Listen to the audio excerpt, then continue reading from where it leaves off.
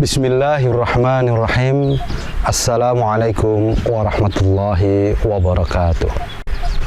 Alhamdulillah ala kulli ni'mah. Wassalatu wassalamu ala nabiyyina al-karim Sayyidina wa maulana Muhammad bin Abdillah. Rabbi israh li sadri wa yassir li amri wahlul 'uqdatam min lisani yafqahu qawli. Saudara-saudaraku kaum muslimin rahimakumullah. Sungguh Allah telah memberikan banyak kenikmatan pada setiap kita. Allah tanamkan iman dan Islam dalam diri kita melalui perantara orang tua kita yang telah mendidik kita. Yakinlah bahwa Islam dan iman ini satu anugerah yang tiada hingga, tiada tara, tiada hitungannya. Karena iman dan Islam itulah pembuka pintu-pintu surga Allah. Saudaraku, berapa banyak nikmat Allah yang telah diberikan pada kita. Bagaimana kita sebagai manusia bisa mengendalikan darah dalam tubuh kita? Bagaimana kita sebagai manusia, sebagai hamba Allah, mampu memutarkan udara oksigen dalam setiap gerakan nafas kita tanpa kita sadari. Dan itu adalah kunci kehidupan kita. Dari terlahir menjadi anak-anak, kita tumbuh remaja dan sekarang menjadi orang dewasa. Subhanallah, sungguh anugerah Allah sangat banyak kita terima. Lalu apa balasannya? Adakah kita ingat akan hal itu? Tetapi banyak di antara kita melupakannya. Banyak di antara kita tidak mengindahkan nikmat itu, sehingga kita lupa bahwa hidup kita adalah diri kita. Kita tidak menyadari bahwa di balik kehidupan kita ada zat hidup yang mengatur kehidupan kita. Manusia dengan pongahnya menganggap dirinya Tuhan, maka datanglah kemurkaan Allah padanya. Kaum Tsamud, kaum 'Ad, kurang hebat apa? Fir'aun dan bala tentaranya, kurang dahsyat apa kekuatan mereka? Tapi karena mereka lupa pada zat yang memberikan mereka kehidupan dan keperkasaan, maka Allah binasakan mereka. Naudzubillah summa naudzubillah. Jangan sampai kita mengikuti kaum 'Ad, kaum Tsamud. Saudara, bagaimana kamu syukuri atau berterima kasih kepada zat yang memberikan kita hidup? Beribadahlah, beramal solehlah, jalankan perintahnya, jangan kita kufuri. Karena sesungguhnya menjalankan perintah Allah atau beribadah kepadanya, esensi hak asasi Tuhan, hak esensi ilahiyah. Saudara, Allah berfirman dalam surah Adz-Dzariyat ayat 155. A'udzubillahi minasyaitonir rajim. Wa ma khalaqtul jinna wal insa illa liya'budun. Sungguh Allah sudah memberikan gambaran pada kita. Tiadalah zat yang maha hidup itu menciptakan kita, menciptakan jin hanya melainkan untuk beribadah kepadanya. Tetapi banyak kita lupa akan itu. Saudara, itulah hak asasi Tuhan, hak asasi sebagai ilah.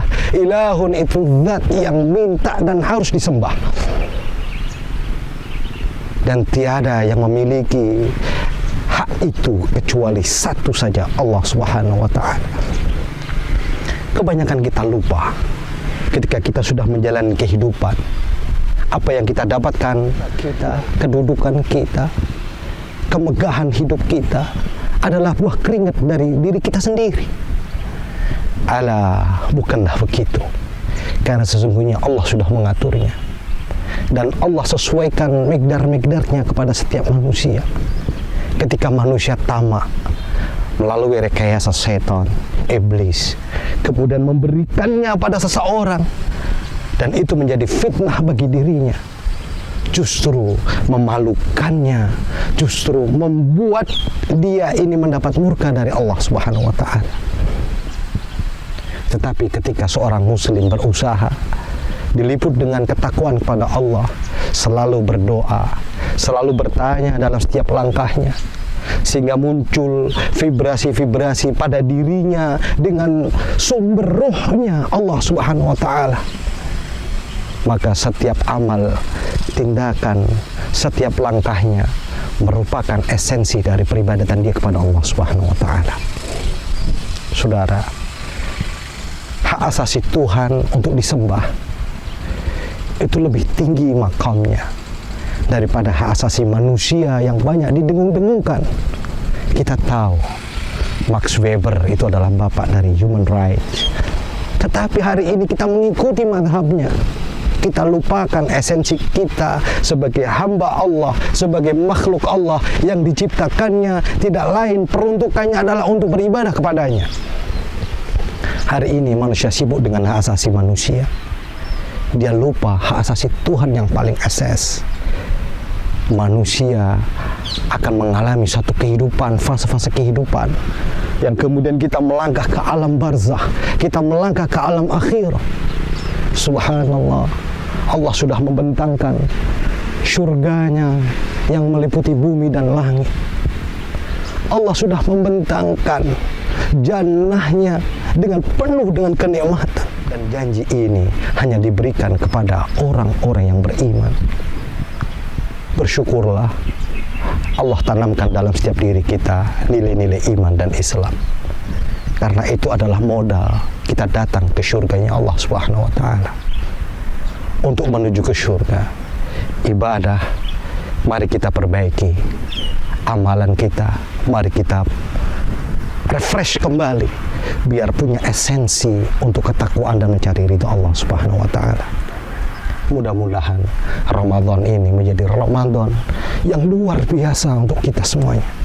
Kita lakukan dengan hikmat dan seksama. Mudah-mudahan Ramadan ini bisa menjadi selimut yang membalut Ramadan kita di masa lalu.